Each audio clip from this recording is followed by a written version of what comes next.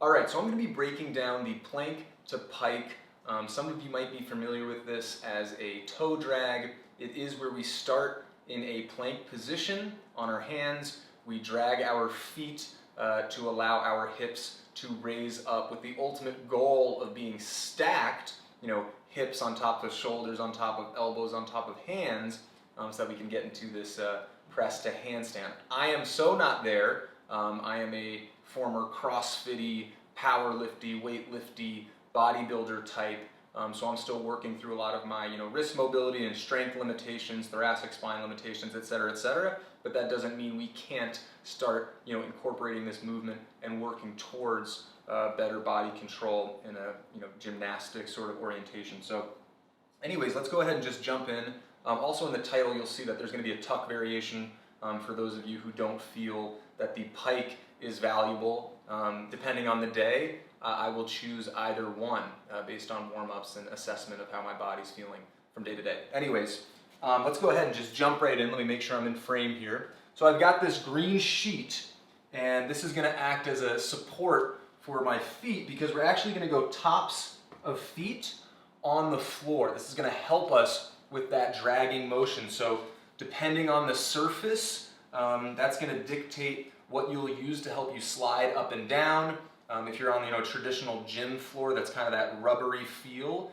Some plastic sliders will be great, but of course you can just drag your sneakers up, and if you need to walk your feet back, that's totally fine as well. But I do think having that slow, phase back to the plank is really excellent for keeping you under tension. So it's all good if you can't do that based on the limitations of the floor, but I do think it's helpful to be able to hit that lowering phase.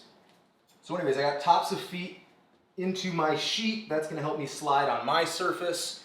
And we start in that plank, just as the exercise name dictates. We're in this plank, and all we're going to do is we're going to rock forward, lean forward, and as we lean, we'll be able to lift our hips and bring our feet up higher.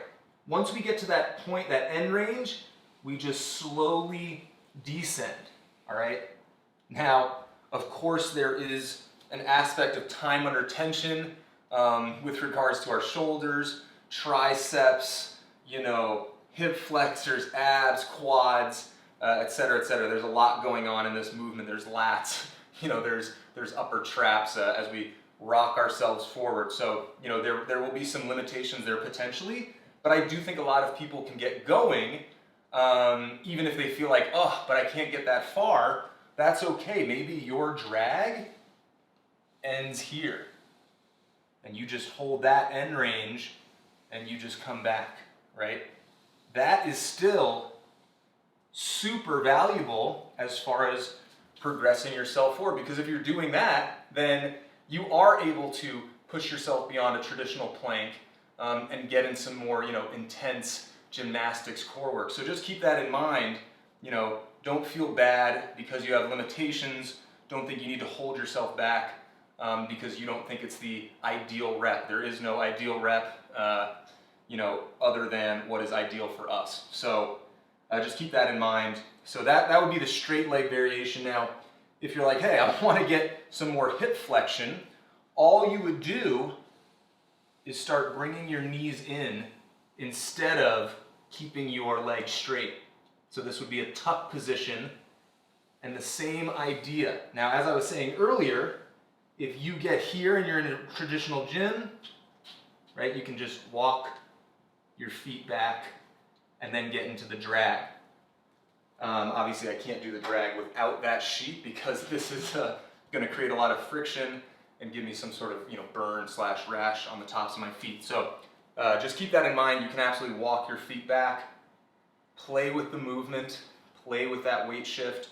That's a really important aspect of this, but I think a lot of people would be ready to incorporate just a little movement with the legs, a little bit of that rock forward to continue to progress themselves. I use the analogy of, sipping just the right amount of poison.